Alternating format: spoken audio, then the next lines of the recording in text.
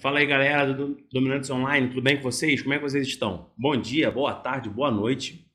Finalizando aqui o nosso triunvirato socrático, né? Hoje nós vamos ver Aristóteles, tá? Aristóteles muitas vezes é entendido como uma contraposição a Platão ou como uma divergência com Sócrates, mas eu não diria que é tanto. Aristóteles basicamente ele tem uma perspectiva diferente, tá? Das mesmas coisas, como o sumo bem, como a questão da ética, da política, do que tanto Platão, que foi, né, o mestre dele, quanto o Sócrates, que é o mestre indireto dele, tá? Então não é exatamente uma posição antagônica ou é basicamente uma versão diferente. Agora, um ponto que é importante é que às vezes, tá? Isso já foi cobrado em vestibular, especialmente em Enem, pode ser que essas ideias elas venham mostradas como uma contraposição, tá? E vocês vão ver que tem uma figura que ficou clássica em questão de Enem que mostra bastante isso, que é a questão ali da escola de Atenas de Rafael de Sanzio, tá? Mas os dois não exatamente são críticos um da obra do outro, mas algumas noções elas são antagônicas. A gente vai entender isso um pouquinho melhor, tá? O Aristóteles, ele nasce em 384, tá? E ele morre em 322. Tá? Ele nasce em Estagira, né? Que é era uma polis pequena ali na Grécia Central. Posteriormente ele vai se mudar para Atenas. Beleza? Tá? E é essa imagem aqui que eu tô falando com vocês que ficou bastante clássica em Enem. Ó, nós temos Platão, mais velho, apontando para cima, e Aristóteles, mais novo, apontando para baixo com seu livrinho aqui da Ética, né, em suas mãos. Então, o que essa imagem ajuda a gente a sintetizar os nossos estudos? O que essa imagem simboliza? A ideia, né, de que Platão via o conhecimento como algo no mundo idílico, enquanto que Aristóteles percebia que essa ideia ela estava presente no mundo real. Mas a gente vai entender melhor essa concepção daqui a pouquinho. Mas essa imagem aqui, ó, é muito importante, tá, para vocês compreenderem as lógicas de pensamento platônica e aristotélica. Inclusive, até a palavra platônica ela tem um pouco disso, né, de ser algo idealizado, algo idílico, algo romantizado, tá? Como o próprio Platão via a questão do conhecimento e das ideias de forma geral, tá? Então, isso também ajuda nos nossos estudos. Beleza, galera? Bom, quais são as origens do Aristóteles? Tá? Ele é um discípulo de Platão, então muitas das noções que nós vamos ver aqui, tá, estão lá em Platão. Então, de novo, reforçando, assistam essas aulas em conjunto, tá, porque dá uma ideia melhor do que seria justamente essa ideia ali de passagem de ideias, né? Essa ideia de ideias que vão se retroalimentar, ideias que vão ser complementares. Essa ideia de complementaridade está muito presente nesses três caras. Então, assistam essas três aulas, se for possível, juntas ou próximas, pelo menos, para vocês fazerem essas ligações que facilita muito no estudo. Vai por mim, tá? O Aristóteles, ele estuda na Academia de Platão, porém depois nós vamos ver que ele vai fundar a sua própria academia, que é o Liceu, tá? E esse Liceu depois ele vai ser revisitado por Napoleão. Até hoje nós temos muitos colégios, né, com essa ideia ali do Liceu, que seria um colégio basicamente de ensino positivista, bebendo ali numa fonte aristotélica, na ideia de conhecimento estar presente no mundo real e não ser um conhecimento, né, idealizado. Então, para vocês verem como as passagens das coisas ao longo dos tempos, elas deixam marcas, tá? E talvez o aspecto mais curioso é que ele tenha sido professor de Alexandre Magno, ou Alexandre III, ou Alexandre o Grande, da Macedônia. Então, essa concepção que nós vamos ver posteriormente, lá depois do helenismo, que é uma ideia que surge com Alexandre, não da cabeça do Alexandre, mas que surge a partir dos movimentos militares, das conquistas de Alexandre, ela tem muito a ver com o Aristóteles. Então, essa lógica um pouco, às vezes, mais racional das coisas, né? Ela tem um pouco a ver com o mestre, o professor do Alexandre o Grande, que foi o Aristóteles. Bom, e como é que é o método aristotélico, digamos assim, tá? Primeira coisa é que ele vai dividir todo o conhecimento, as ideias, tá, em política, ética, metafísica, retórica, lógica e física. Lembrando que não necessariamente essas áreas do conhecimento são como nós conhecemos hoje. Por exemplo, a política, ela mudou bastante a concepção. Hoje a gente tem de política algo mais partidarizado. Na época não, política era basicamente uma construção em dialética de um conhecimento. Mas a gente vai ver isso daqui a pouquinho. A física também não é meramente uma física hoje explicativa, era muito mais uma física interpretativa. Então vocês vão ver que tem várias mudanças e, além disso, o Aristóteles não rejeita tanto a ideia da retórica, que era uma das bases do pensamento sofista, quanto, por exemplo, o mestre dele, né, rejeitava, e o próprio Sócrates, mestre do mestre dele, rejeitava também. Então ele aceita a retórica como parte, né, desse novo escopo de conhecimento, tá? Uma outra questão é a ideia do texto corrido e argumentação quando se forma ali o tratado aristotélico. E basicamente o que seria isso? Seria a ideia de que texto corrido, ou seja, a ideia, tá, o corpo da ideia, ele é formado a partir de uma argumentação, tá? Ou seja, qualquer concepção, qualquer texto nasce a partir de uma argumentação. E para haver uma argumentação, há de existir dois pontos. Esses pontos vão entrar em dialética, entrar em diálogo, e a partir dessa concepção surge o tratado, que é a finalidade, tá? Ou pelo menos o resultado dessa disposição, tá, de ideias. Não necessariamente que sejam divergentes, mas que sejam diferentes para se chegar, tá, a um tratado, ou seja, a um final comum. E um ponto que é bastante importante, tá? E aqui eu vou voltar naquela figura que nós já vimos, tá? É que que Aristóteles, perdão, ele entende o mundo não separado, como o Platão entende, daí a ideia dele é apontar para cima. O Aristóteles, ele entende corpo e alma, ideias e corpo, tá?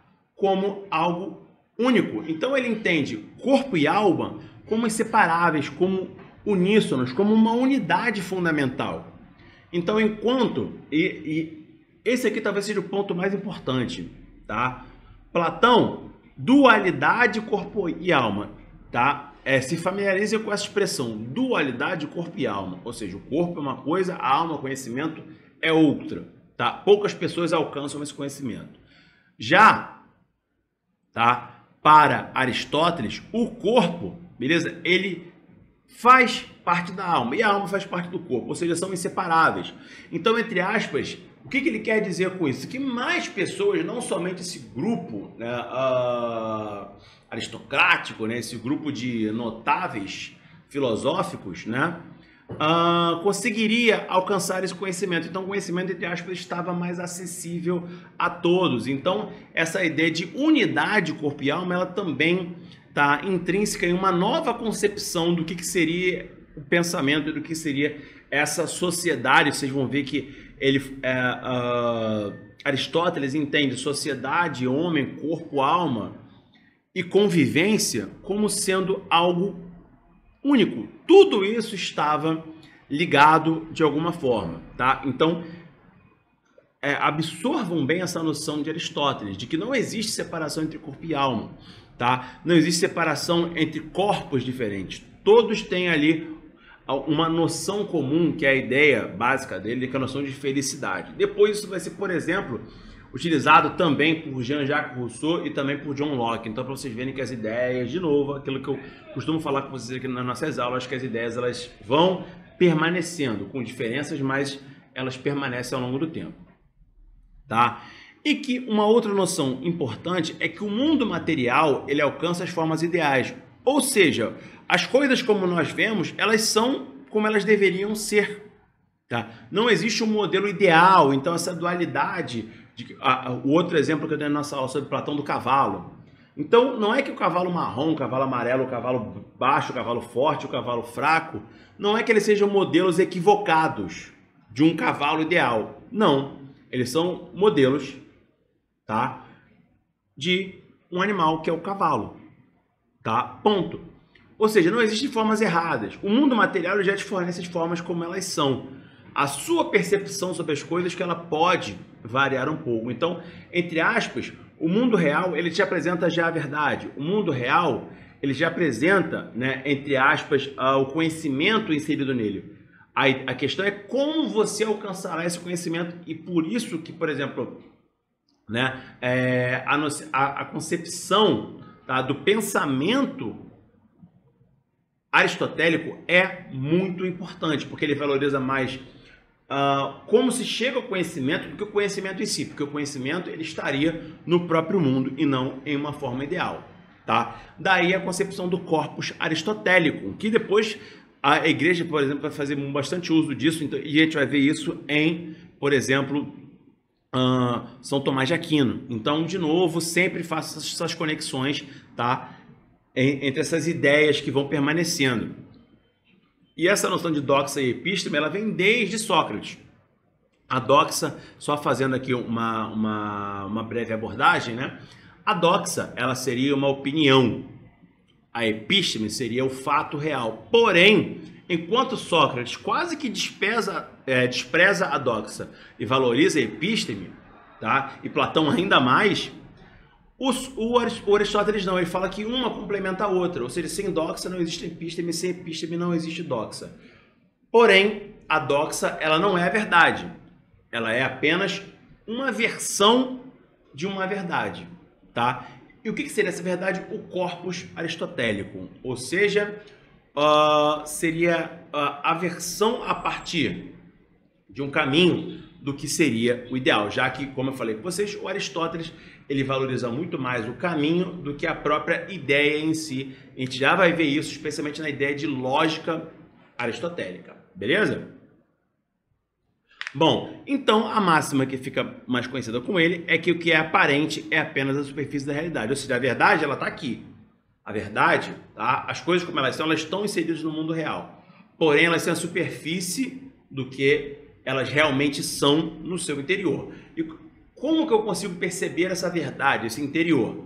A partir de uma lógica de pensamento que eu vou ter, que a gente vai ver daqui a pouco. Certo? Então, pessoal, essa metafísica, tá? Ela é estabelecida a partir de 4 bases, 4 premissas, tá? Que vão explicar tudo que existe, ou pelo menos a finalidade, tá, das coisas. Que são a causa eficiente, causa formal, causa material e causa final. Beleza? Galera, a causa eficiente, tá? Ela seria a causa externa de algo, ou seja, ela externaria, tá, um motivo, uma razão para alguma coisa. Aqui vocês podem ver nessa figura aqui, por exemplo, tá, que fala sobre a causa eficiente aqui, ó, mostrando, né, esse homem lapidando esse bloco de mármore. Beleza? Então, a causa eficiente, nesse caso, seria a própria função do mármore, tá? E o material que está ali empregado. A causa formal, ela é a imaginação, a ideia que vai dar forma a algo, ou seja, pegando esse exemplo aqui, ó, tá? Seria o projeto, beleza? Vocês estão vendo esse causa eficiente, a causa externa, ou seja, o homem trabalhando nesse bloco de mármore. A causa formal, a concepção, é o projeto, ou seja, o porquê desse cara estar trabalhando com esse mármore, tá? E seria, entre aspas, o projeto, esse templo, esse típico templo grego aqui, tá? A causa material é o que dá origem a alguma coisa, tá? Então, a causa material, vocês estão vendo aqui, é o próprio bloco de mármore, aqui vocês estão vendo aqui a areia, né, para construir essa obra, tá? E aqui alguns pedaços de madeira. Ou seja, é basicamente a origem daquele material que vocês estão trabalhando, tá? Ou o próprio material bruto. Beleza? Aquilo que vai, entre aspas, basear o que será construído a partir dessa análise formal e da eficiência da sua ação. E a causa final, tá, é o propósito de alguma coisa. Então, a causa final está aqui, esse templo construído basicamente para algum aspecto religioso ou para servir, né, como um lugar de reflexão, um lugar de pensamento, né, e como os gregos utilizavam a questão ali do ócio, tá? Então, aqui estão as 4 causas que vão dar origem a todo, né, esse conhecimento segundo a metafísica aristotélica. Eficiente, formal, material e final. Eficiente, a causa externa. Formal, a imaginação que dá origem a alguma coisa. Material, o próprio material em si, a própria origem desse material. E o final, para que aquilo ali foi feito ou foi construído. Beleza? E isso vai estar inserido numa noção da essência das coisas. Tá? Ou seja, as coisas elas têm uma essência. Tá? Por exemplo, um celular, ele é basicamente algo para fazer comunicações, para se comunicar, para fazer uma chamada. Depois do celular, ele ganhou também a utilização das mensagens. Posteriormente, o celular tirou foto. Aí depois do celular, pode escanear coisas. Aí você pode escrever no celular. Aí você pode utilizar redes sociais, internet, enfim. Ou seja, em essência, o celular continua tendo a ocupação dele. Porém, ao longo do tempo, ele ganha variações. Então, o que esse conceito metafísico de Aristóteles estabelece? Que todas as coisas têm essências, mas isso não impede, tá, de que a causa final possa mudar. Não que possa mudar no sentido de se sobrepor uma a outra, mas que algo, o exemplo do celular talvez seja bem explicativo, a finalidade das coisas ela possa ganhar um novo aspecto, tá? Um novo uso, uma nova finalidade. Beleza? Daí a concepção de ato e potência.